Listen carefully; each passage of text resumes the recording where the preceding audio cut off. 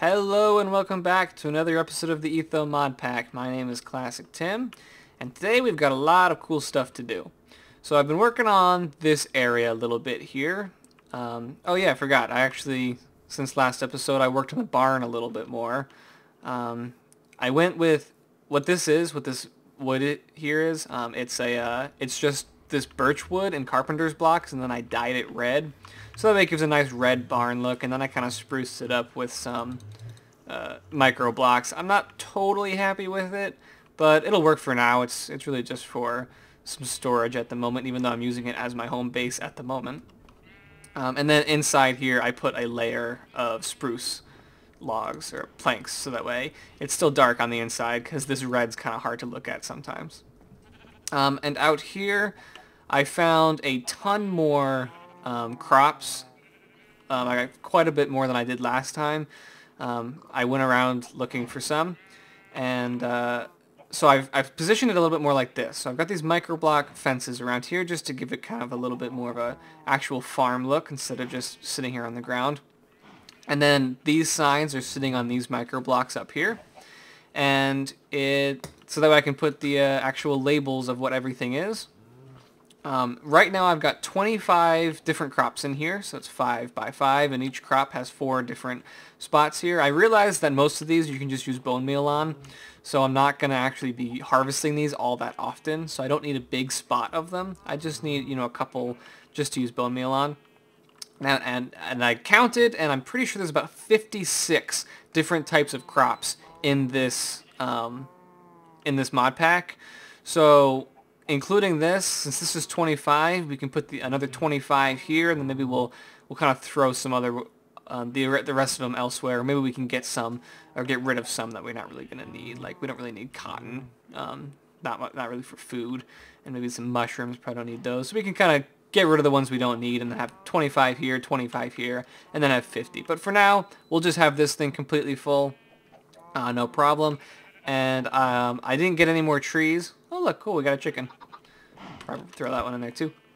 I couldn't find any more trees, but I did get.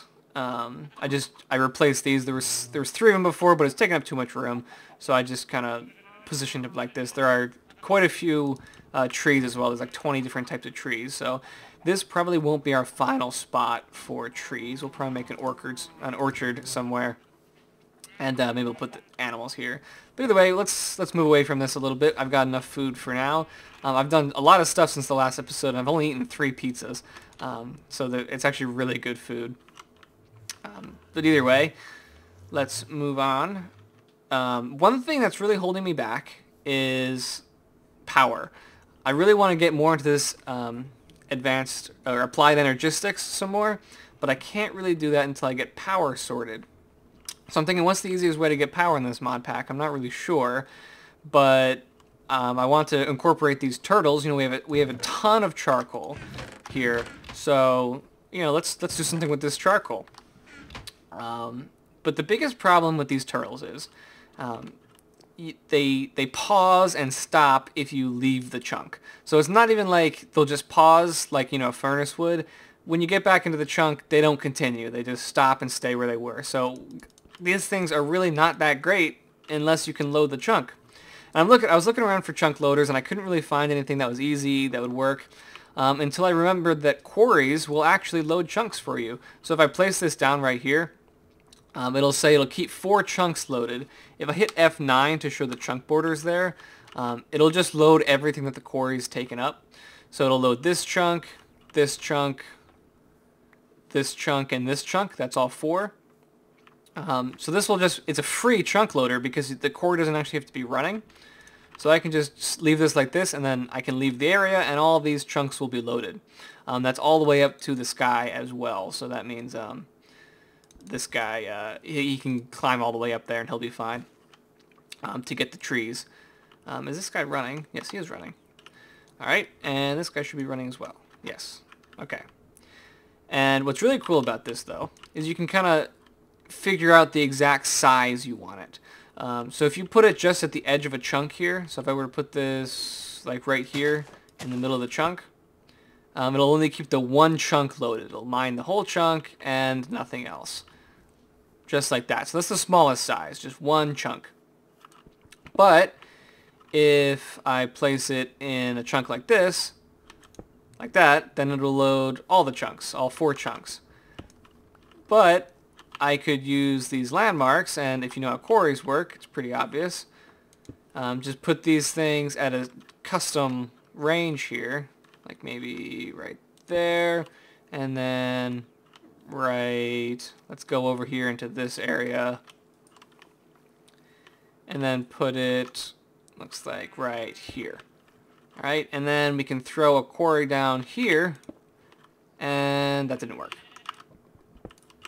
I should only need 3, right? Are they at the right level? Let's see. I'm at Y68, and this is Y68, and this is Y68. They should be all lined up. Yes? Maybe I do need 4. I thought I only needed 3 to actually do it. Or maybe I need to do this one. Huh. Okay, well, either way, you can set up these landmarks to make custom sizes. I don't know what I'm doing wrong at the moment. But I can then load all these chunks. So this is actually a really efficient chunk loader. Doesn't take any power, doesn't, you don't have to put anything in it, it just loads the chunk. So this is what I'll be using to load these programs so that they can be running no matter where I am.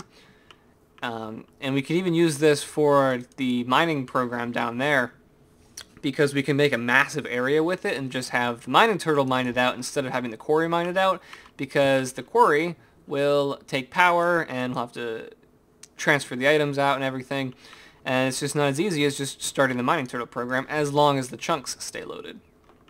So either way, we can put this right, and we can put this actually way underground. So let's see, we're at -280, 383. So let's go down to the ground, the very bottom here, and go to -280, -280, and then I was like, what, 383 I said? So we can just put this right here, and that'll still keep all 4 chunks loaded up here. So that way that's not in the way. And the plan here is to set up something to have all this area loaded at all times producing power, and then I can just get power from here. Okay, so I made a little bit of a modification to this charcoal program here. So usually it would just deposit everything in this chest, and then if this chest got full it would close down. But now I've got this second chest here, and if this chest gets full it'll start putting them in this chest here. And this chest is what we're going to be taking the charcoal out of. So I had to make some of these pipes here. Looks like these mechanism pipes are the default pipes for this mod pack. I'm used to Attack of the B Team, where they need to use like item ducts and energy conduits, which in my opinion were a little bit easier to make. But either way, these seem to be the default for this one. And with these, you can just put them. This one's the... What I hate about them, though, is if you're holding them both in your hand, you can't tell which one's for fluids and which one's for items. The mechanical pipe is for fluid. So we'll just take this, put that there, and unlike the BuildCraft pipes, you don't need any engines or anything. This is the wrench for it. So I can just kind of shift that out and put that on to none, so it's not connecting to that furnace there. And then with this, we're going to be pumping all the extra charcoal we get that can't fit in this chest into a bunch of steam dynamos, which I made here, and for some reason they're not really stacking together correctly. But so let's go ahead and put them like this. So supposedly these pipes are smart, so they won't take out unless they need to, and they won't like that. We've got 10, so that's 6, 7, 8, 9, 10. Okay. And then steam dynamo, we can put a steam dynamo on each one. And then these advanced power cables, I had to make the advanced ones to carry 800 redstone flux per tick, because each one of these gives off 80 redstone flux per tick. I mean 40, they give off 40, and I had 10 of them, and the one before it didn't have. No, these give off 80, right? I forget, but I needed something that can transfer all the power from all of them. So let's just put those there like that.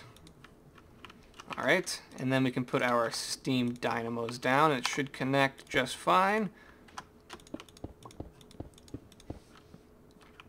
Oh, I'm stuck.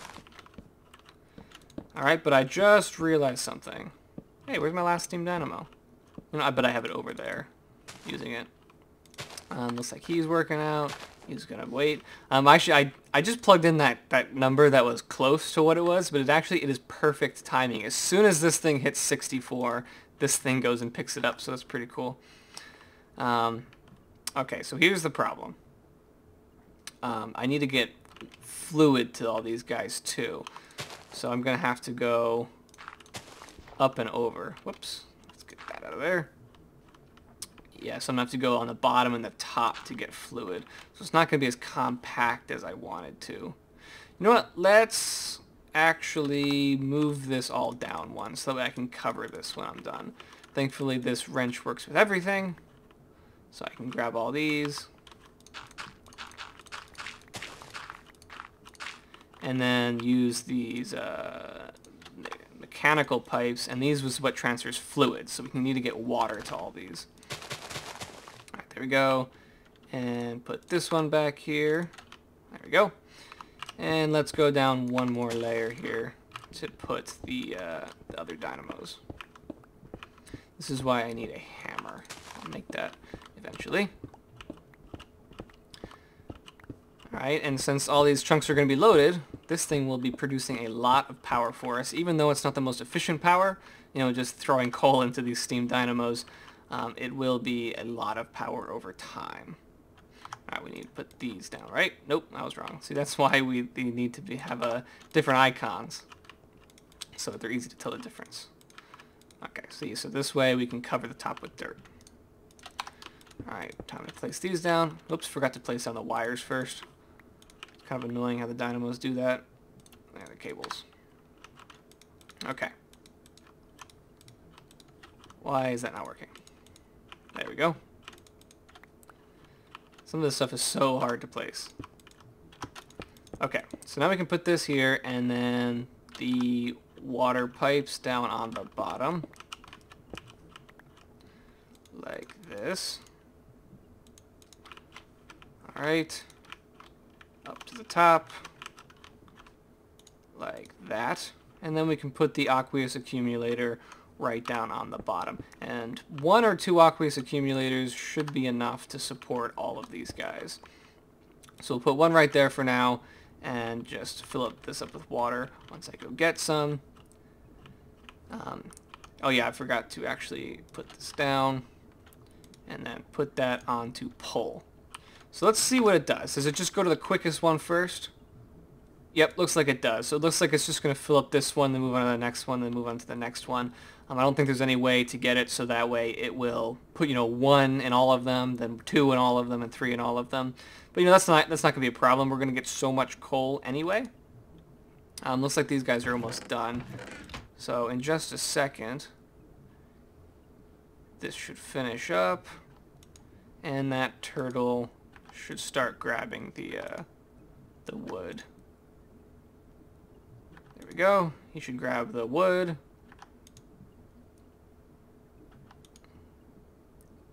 Uh-oh. Oh, you know what the problem was? Is I accidentally put charcoal in here, so we picked up the charcoal and it never got the wood. Okay, that's not a big deal. I'll fix that in a little bit. But either way, let's just go ahead and take out the charcoal from all these and put the wood there. There we go, that fixed him. So he was waiting for the wood and he wasn't getting any, so it was confusing him. Alright, so then he should put the coal in here, right? Okay, he got a little messed up. So let's put the coal back in there. Make sure there's no coal up there. And then take that coal out and put it here. Okay, now he should be good to go. And all this charcoal should start pumping into here. And we just need to get a couple buckets of water here to actually fill that up. To start that aqueous accumulator.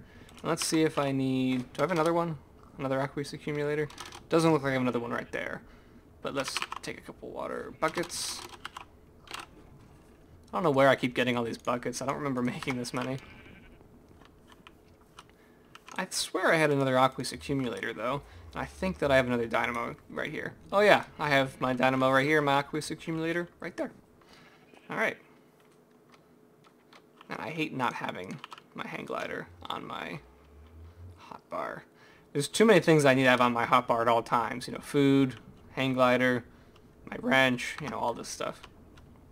Okay, so let's put the second one right here. There we go. And let's make a quick infinite water source. Like that. And then put some on the other side, too. Here. And here. And then we can kind of fill this up since we don't need it anymore. Okay, so that should be pushing out water. It is. It's blinking like that because these guys are slowly filling up. And these guys on the top are filling up with charcoal, and they're producing power, which is going into here, which will be going into these hardened energy cells. I made 2 hardened energy cells because one can only accept 400 redstone flux at once. So since I have 10 different dynamos here, that's producing 800 redstone flux per tick, so I need 2 of them to actually accept all that power. Eventually I'll be able to make better energy cells, but for now this is fine. And as you can see, I really like these pipes. I really like the animation there as they're filling up with water. That's pretty cool. So now all these guys are filled up with water, and as you can see, these 2 aqueous accumulators are making plenty of water for it. This thing's going a little slow at the moment, pumping out all the charcoal, but as these things fill up, it'll definitely be able to keep up with all the charcoal that this stuff is using. And same thing with this guy. Let me just go ahead and run the program one more time and make sure he's actually working. Charcoal. He should be able to take all those out, put them in the right spots, make it over here, and then he'll try to put it all there. Oh, I know why. I know why. Because of that charcoal there. That's why. He's putting them up here. Alright, I'll have to fix that in just a second. I know exactly what's going on. I forgot when he sits over here, he'll put the coal in the wrong spot, just to organize it. But I'll fix that so that he actually puts it in this chest. Alright, but it looks like this is filling up, and just for good measure, I'm going to put some extra charcoal in here so that all these guys can fill up pretty quick. There we go. So we should be making tons of power right now. Look, these guys are already, both of these guys are almost all the way full. Well, almost 1/4 of the way full, I mean. So then I'll just be able to take these, move them around, and put them where I need power. And we make some tesseracts and stuff. But basically, because these chunks will stay loaded, I'm pretty sure these chunks will stay loaded, all 4 of these chunks. Let me just double check here. If we do F9. Yeah, well, we got this chunk loaded, this chunk loaded, this chunk loaded, and this chunk loaded. All this stuff will be running at all times, no matter where I am in the world. And these guys will be full a lot, and it's completely self-sufficient right now because this guy's chopping down the wood, this guy's smelting the charcoal, and then these guys are all using the charcoal. So yeah, this is infinite power. Never have to touch it again. So that's pretty cool. Now that I've got the power, I can move on to actually expanding my applied energistics here. So before I go ahead and end this episode, there's one more thing I wanted to do. As I was looking through the pipes, I saw these free-running boots, which are paired with the jetpack that I made a couple episodes ago. And these will negate fall damage, which is awesome. And for some reason, these things actually take redstone flux. They don't take gas like the jetpack. But with the redstone flux, it's actually pretty easy to make. And they negate fall damage and let you run up 1 high blocks. So I wouldn't have to jump right here, which is good, especially in a mod pack that requires you to make a lot of food. it's really nice not to have to jump that often. So let's go ahead and make them real quick. They're actually pretty easy. Where is it? Where are they at? There they go. So we need to make some enriched alloys, which is iron. We need to make 2 of those. 2 iron. Let's deposit some of this junk here that we're not going to need at the moment. There we go. So we need 2 iron and then 2 redstone is those alloys. So let's put those in there. And it looks like we're going to need some more power, so let's go ahead and get that one of those energy cells really quick so we can use them. And since these things are filling up so quick, you know, this thing's already got almost 2 million redstone flux in it. So this will actually last a long time, and it took about 2 minutes to almost fill up. So let's just throw that right there and make sure it's on output.